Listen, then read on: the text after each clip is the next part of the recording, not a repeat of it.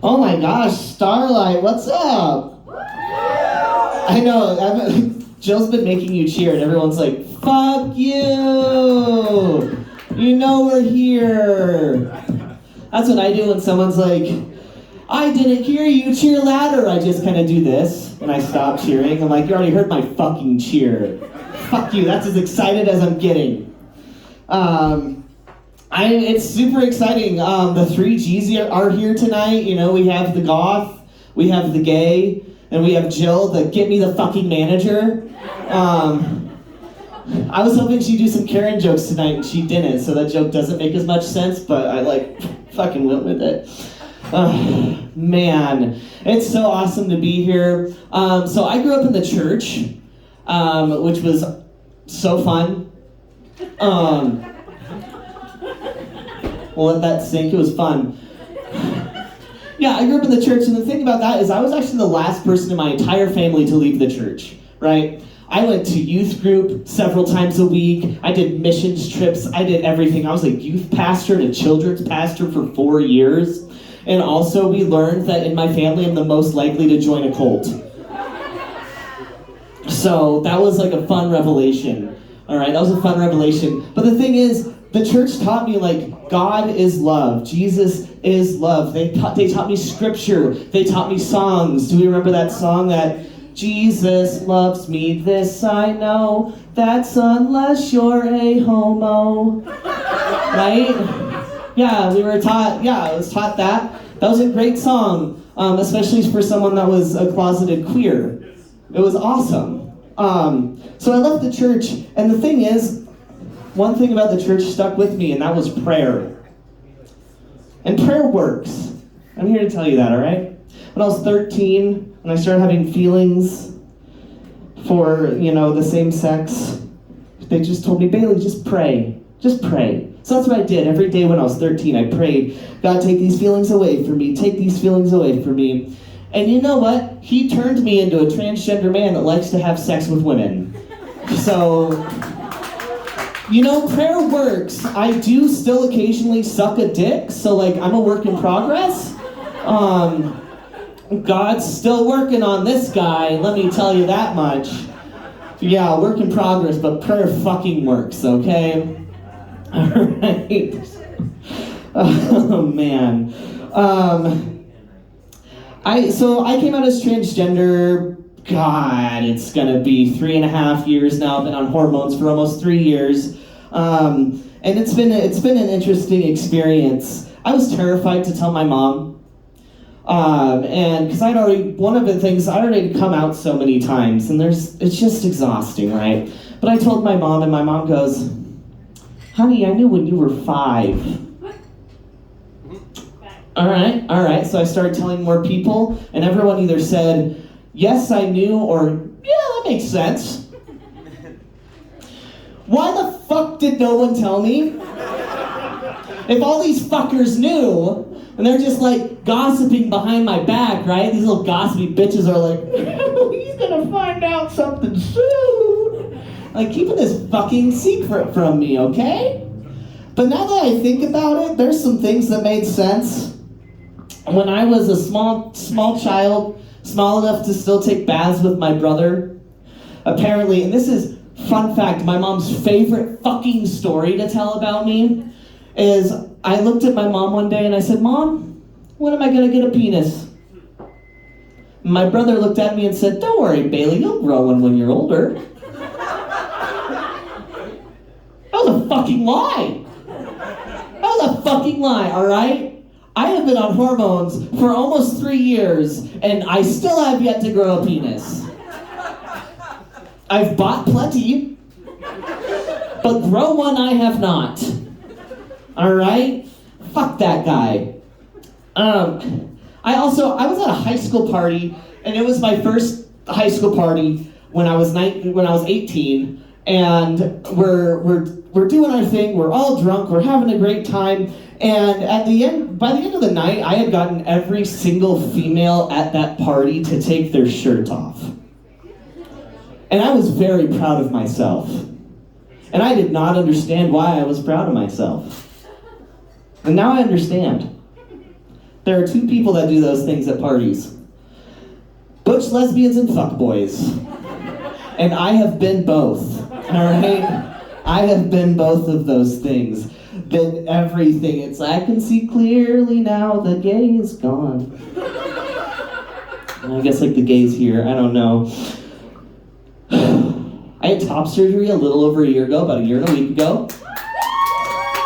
Yeah, and if you don't know, if you've been living under a rock and you don't know what top surgery is, it's when they actually remove the boobs. Hey, how we going? How's it doing tonight? It's Starlight Lounge. My boobs got taken off and I'm going to tell you about it. I'm very excited. Yeah, so they take that off and you can actually opt for a nipple reconstruction or not. I opted for it. I didn't want to be a no-nip wonder. Which it's cool if you are, but the thing is, they actually take the nipples off, they reconstruct them, and they masculinize your nipples. And then they put them back on, which is a crazy-ass process if you think about it. Someone went to school for that, guys. Someone went to school to reshape nipples. And all I can think about is someone having their textbooks walking down the hall, and it's like, Charles, hey, where are you heading off to? And he's like, I'm in Nipple Reconstruction 101 this morning. None of you went to school, did you? The funny-ass class, all right? You know, in high school, when you dissect fetal pigs, I'm imagining someone just reconstructing nipples. I knew I'd make these people walk talking about nips. Some people can't take the nip knops, you know? Like, I don't know. Last time people walked in, I was talking about my penis, and like, they didn't walk. Like, they were cool. These people are like, oh God, nipples. Oh, I should have talked about my dick. I don't know. Fetal pigs. Right? I'm imagining, like, in the classroom, they take the nipples off, they like masculinize them, they put them back on the fetal pig, and it's like, A+ work there, Frank. Those nipples look manly. Yeah, buddy. Right, it was a weird experience. I actually had covers on my nipples for a while, and they had like staples around them. And all I'm thinking is that was like the last man moment of my surgery, where they just were like, get Bill from construction over here, we're done with this guy. This dude walks in with a staple gun, he just goes up and he's like, he's a man now. He walks away, like, man, surgery. But one of the odd things was, I got really worried one day that my nipple fell off. And that can happen. The grafts don't always take, sometimes the nipple falls off. And I got really worried one day, and the thing is, twice a day, I had to stand in a mirror with Vaseline. I guess I didn't have to stand in a mirror, I just like to watch myself. Yeah. Regardless, I had to take Vaseline and rub it on my nipples twice a day, right? It was a great experience. But one of the days, it was actually a scab that fell off, but I was convinced it was my nip. Convinced. Sitting there, having a great time, looking in the mirror, rubbing my nipples, like a man does. The scab comes off on my finger, and I just go, oh no! My nip! And I freaked out, guys, because I didn't want to be the one nip wonder, okay? I don't want to be a no nip wonder. I don't want to be a one nip wonder. I want to be a two nip wonder, all right? It was fucking terrifying. Fucking terrifying. I'm pretty sure I just stared at that scab for so long and just thought, I can't stick this back on. Like, they sewed this on. I just can't, like, lick the nipple and, like, place it. Like, super glue is not going to fix that, guys. But my nipples are intact, don't worry. And they're working. They get hard at really random times. It's awesome. All right. They said I wasn't going to get feeling back in my nips. Boy, howdy, they're here. They're ready. All right. The left one, hey, how are we doing? And I'm talking about my nipples. It's really hard right now. Have a good night. Left one specifically, because I rubbed it. It's really hard. I'm loving all these fucking tourists. I love it. But I'm autistic, and I have a stim that has started since I got top surgery, and it's this. Right, when I get really nervous, I just rub my chest, and simultaneously my nipples get really hard. And I learned that I shouldn't be doing that in overwhelming situations, because most of these situations involve children. I was at the carnival last summer with some of my friends, and there's children running everywhere, and I am overwhelmed as fuck, and I start walking around the carnival like this. Y'all, the fact that I didn't get arrested is amazing! Alright, I'm realizing, like, I'm a dude.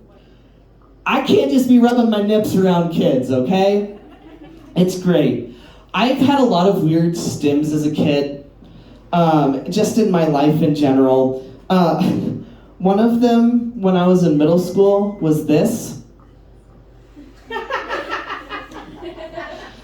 And when my mom asked me, Bailey, why are you doing that? I said, well, it feels good. And it does. You do it long enough, I don't care if there's a dick in here or not, this feels great. Like, my hand sensation's amazing right now, all right? But like, the autistic me is sexual. Like, my stims are there. People are like, don't talk about sex anymore, Bailey. I got really sad, in a sense, when I had top surgery. And that was because I couldn't give my boobs to someone else. That was the main reason. Here's the thing. I'm gonna call them as I sees them. I had a nice chest, all right? Nicely shaped, 36 C's, had a cute little freckle near the nipple, right? They were nice, like, I like boobs, I just didn't like them on me. If these were on someone else, I'd have been like, all right, here we go. So I wish I could gift someone that, right? Lila's like, me! Lila, I have, it's like, I'm gonna help you out with weird autism quirks and give you my boobs, like friendship. That's our friendship right there, okay? I've been diagnosing people with autism since 2022, and now I'm gonna help people get boobs. That's the trans agenda. But I really wish we could, like, trade, right? Someone's got a nice dick. You give me your dick, I give you boobs, all right? We could make it like an auction thing. All right, we got a pair of 36Cs here, we got a pair of 36Cs looking to trade for a dick. All right, looking to trade for a penis, we're looking for a cup penis, we're looking for 2 balls, and we're looking for about 6 to 7 inches, all right? So let's get going. We got a penis over here, we got a penis over here, we got 1 ball, 1 ball, 1 ball. No, we're not looking for 1 ball, we're looking for 2 balls. All right, we got 2 balls here, we got 2 balls, but that is an uncircumcised penis. We want circumcised. All right, we're gonna keep looking, we're gonna keep feeling. Remember, we got a pair of 36Cs here, we got a pair of 36Cs there, looking nice. We got 2 balls, 2 balls, 2 balls. We got circumcised. What's the length here, sir? What's the length there? Oh my goodness, we got 7 inches. Are we gonna go for the trade here? We're gonna go for the trade. All right, we got that 7-inch penis that is cut with 2 balls. Going for those 36Cs there. Sold. We're either gonna call it Vagmo or Penis Pal. I'm not quite sure which. I come from a family of auctioneers, and that is the only time that has come in handy. Literally, the first time in my life coming from a family of auctioneers. That joke, specifically, my fucking conservative-ass family would be so proud! So proud of me. Right? I'm like, yeah! It's so dumb, and I love it. I have a goal. And I want to make a new TV show that's kind of along the lines of Punk'd. Do you remember Punk'd? Trans. Don't ruin my fucking joke, you stupid ass motherfucker. I know you've been here before and you've heard the same jokes over and over again. That doesn't mean you can tell them, bro. But yes, it's called Trans. The premise is, I'm just gonna randomly transition people. Alright? I'm gonna do it. Some manly ass motherfucker's gonna be drinking his drink. I'm just gonna pop some estrogen in there and walk away. Later, when he realizes he's growing boobs, I'm gonna go, "You've been trans!" Right? Some real feminine girl comes up, I'm gonna sneak behind with a syringe of testosterone. We're not going for testosterone gel. I don't wanna be nice. I'm gonna sneak up, I'm gonna stab them in the leg. They're gonna start going facial hair, and I'll be like, "You've been trans! Welcome to the club." True trans agenda, right there. Bing, bang, boom, all right? I'm about to scare some people and be like, "Wow, those trans people are fucking weird." Ultimately, I just want to pee, right? I just want to pee. I just want to be able to use the restroom without being afraid, right? I'm getting serious. I want to be able to use the restroom without being afraid. But the problem is, because I'm autistic and because I don't have a dick, I get really weird in the men's room sometimes. It's because I like to look at bulges.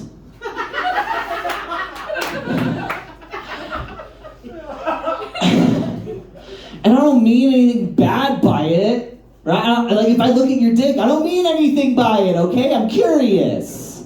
I want one. And not inside of me. I want one on me, but not flopping on me. I want one on my person, attached to me. And so it's weird, because when I'm in the bathroom, I always have to have blinders on, because I'm like, "Don't look at the bulge, don't look at the bulge, don't look at the bulge." I'm trying not to do anything wrong, I'm just fucking curious. What is in your pants? And not in a weird way, in an educational way. Because that's something I've never had. And it's something I want. I have a hard time not staring at dudes pissing, I'm gonna be honest. I want to be able to stand to pee, okay? I'd piss all over myself if I try that. There's another indicator of why I was trans. When I was 8 years old, I had to go to therapy because I was scared of flushing just public toilets, all right? Not the toilet at my house, just public toilets. So I held it all through class, got home, door was locked, I forgot my key, and instead of just squatting like a normal person with a vagina would do, I tried to stand to piss. Do you know what happened? I peed all over myself. I had to talk about that in therapy. Did we figure out I was trans? No, we figured out I have an anxiety disorder. I wasn't even on the list of jokes. I'm just telling you my life story now. I'm just telling you these were the signs.